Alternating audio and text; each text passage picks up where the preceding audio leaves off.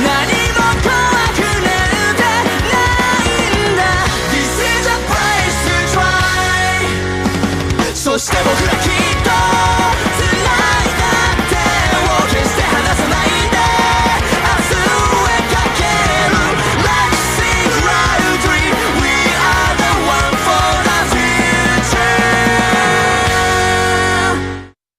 Yo, you guys, this is Blacklist of the Abyss, and you're watching my review for Naruto Chapter 700 plus 4. Alright, and this chapter starts off with the fight between Naruto and Sheen.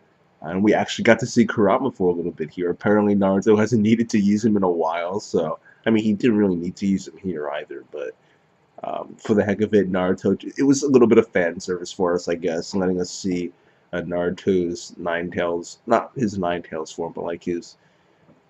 chakra mode at this stage in his life, and it was pretty legit. It was so legit that Shane had to just retreat. All right, he was actually given the order to retreat by that little like Ten Tails thing, but I would assume it was the Akatsuki guy talking through that creature, just like he could see through the creature. I would assume he was talking through it as well, and that this creature isn't sentient or anything like that.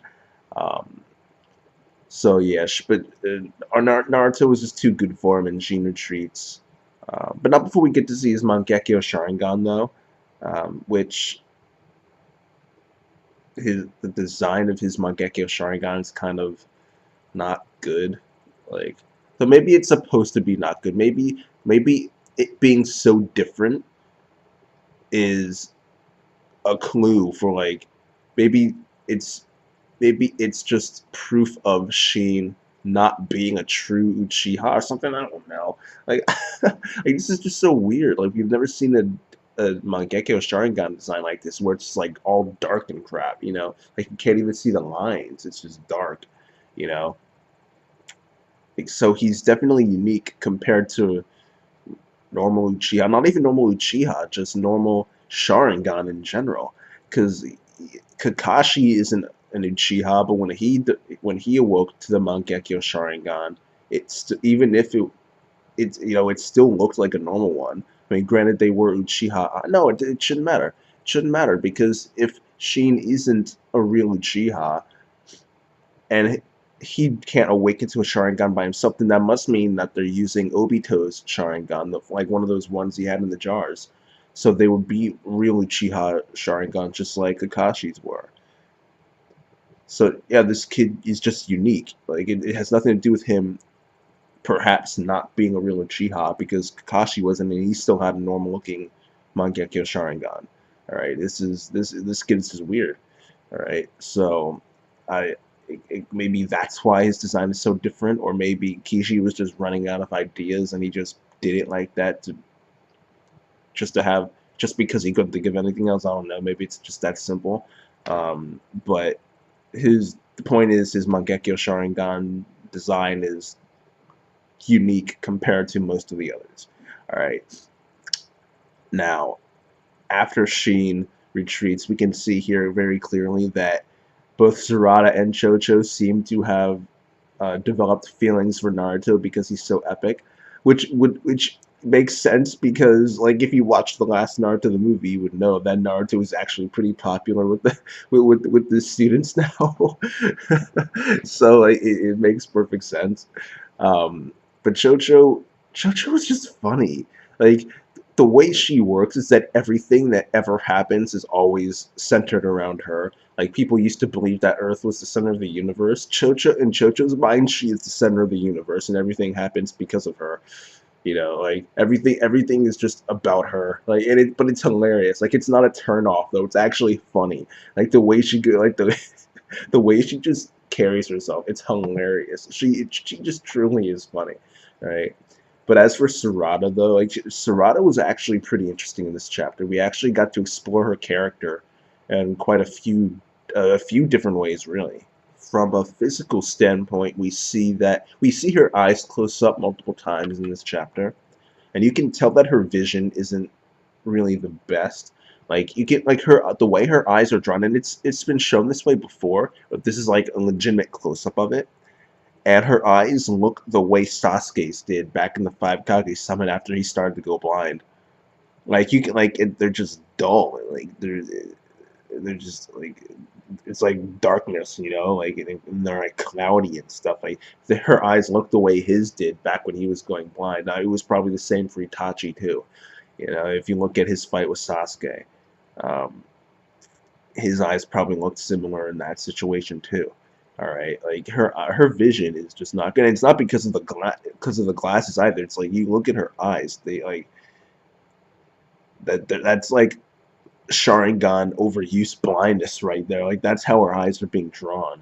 So that's definitely interesting. Um, and then we actually see her later in this chapter awaken to her Sharingan while having those like dull looking eyes. So that was like really interesting to see. Um, made him a thumbnail actually. Um, but from a physical standpoint, it was just interesting seeing Sarada in this chapter, but also from an emotional standpoint because she's clearly starting to like Naruto. She even mentioned at one point, you know, oh, how why is it that I feel this way when I'm around the seventh, you know, or something like that, you know. But I mean, but it makes sense for her to kind of develop these feelings for him because he cares about her and wants to keep her safe, and he's probably the only adult guy to actually treat her in that way because Sasuke just doesn't give a crap, you know, and who else is gonna be that caring and that warm to her? Like, you know, Shino isn't that type of character, you know, like Shino isn't gonna be doing that crap. So this is probably the first time someone has been an adult guy has actually been this nice to her and this close and this like this warm to her, I guess you could say, you know. So that's definitely why she's starting to develop these feelings for him. Um, and then we also get the part of the chapter where Naruto is actually telling Sarada about Sasuke and how how they were so similar. How both Naruto and Sasuke were the most popular people in their classes, and they were both the coolest, and you know they were both really strong. And they, you know, it was just a load of crap. It was hilarious. But he eventually gets to a point where he's starting to think about Team Seven in general, and that includes Sakura, obviously. And he actually begins to tell Sarada that she's really similar to Sakura.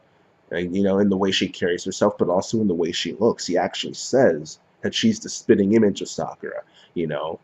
And for Sarada, that makes her feel really good, obviously, because like she's been having all these doubts lately as to who her mother is, and to hear this person who she respects and likes tell her, you know, without even knowing what she's going through. Because keep in mind, Naruto has been busy this entire day, you know, so he doesn't know that Sarada is doubting Sakura being her real mother. He doesn't know that Sarada even knows who Karin is. Like he doesn't know that Sarada's been thinking about all this stuff. All right. So this guy who isn't aware of her current up to date situation is telling her that she's so similar to Sakura, and that kind of gets rid of some of the doubts that she had. It makes her feel better, you know, because everyone else has just been keeping things from her, you know. Whenever she asks, they'll be like, "Oh, you know, don't worry about it, don't worry about it." But Naruto's just telling her, you know, you're just like her, you know. You're the spitting image of her. However, you know, spitting image of her, the way you carry yourself, it's just like her, you know. You really are her daughter, you know. And I mean, he didn't say that last part, but like that's the message that she's getting, you know, and it makes her feel good because Naruto isn't lying to her, and she knows he's not lying to her because he has no reason to lie because he doesn't know that she's feeling that he doesn't know that she was feeling that way. All right, so he has no reason to lie. And Naruto's the type of guy who like he's the highest person up in the well, they're the village elders, but we don't even know who they are. Who are the village elders right now? You know, like Danzo and Homura, and you know, like the you know the village elders, the ones who Tsunade threatened back in Pain's invasion. Like, no, you two, like screw you two. Okay, I'm bringing Naruto back no matter what you say. You know, like, you should got them by the collar and crap. You know, like those village elders. All right, I don't know who the village elders are now. And then there's the feudal lord too. So Naruto's not like the highest person up, but like he pretty much is. So if there's anybody who would know something, it's him. So for this guy who's high up to be telling her how she's so similar to Sakura, you know, like if anyone were to know about who Sarada's real mother is, it would be Naruto. So it's just really reassuring coming from him. All right, that's the point. That's the point I'm trying to make for like these last few minutes. Naruto saying this, it's reassuring and it makes her feel better. All right. Now, after all of this, they take a break from traveling, but Sarada decides to go ahead, and she actually makes it to the mountain tower, whatever place that they were meeting up at, and she actually meets Sasuke. All right, she actually meets her father, and she knows it's him right from the minute she sees him because he has the Sharingan active. Okay, and she had just awakened to her Sharingan too. All right, and you would think that that's a good thing, but in reality, it's not because Sasuke sees this Sharingan and thinks that she's actually one of Shin Uchiha's allies, okay, aka one of his enemies. So he actually pulls his sword on her and points it at her. Right? So this dude, he doesn't recognize his own daughter. You know, that's just crushing. You know, like I can only imagine how Sarada feels at that moment. You know, like her own father doesn't even recognize her and is pulling his sword on her because he thinks she's an enemy. You know, like that's just crushing. You know, that just sucks. It really does. It just sucks. You know? And I'm sure like in another couple of pages when next week's chapter comes out, I'm sure Naruto will show up and he'll fix the situation. But that's like but that pain is like it's gonna take a long time for that pain to go away. Like Sasuke is gonna have to do a lot to make up for that crap, and he's not gonna care enough to do it. So Sarada, like I can only imagine how Sarada is gonna feel after this. I can only imagine, right? Um, it just really sucks. It really sucks. All right. Um, but that's the chapter. That's the chapter in a nutshell. And I actually did really enjoy it. The stuff with Naruto and Sheen was cool. Seeing Kurama again in chakra mode.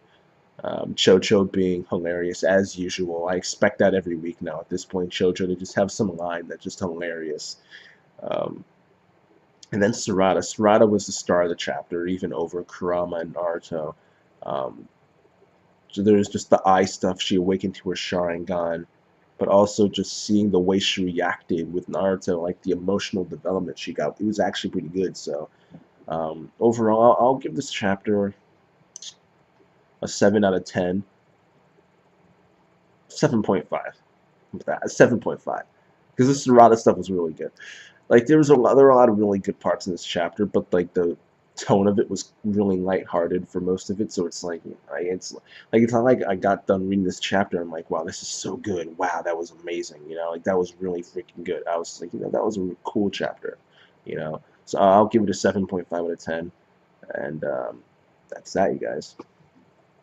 Rate, comment, subscribe. Follow me on Twitter at BlacklistOTA. And I'll see you guys next time.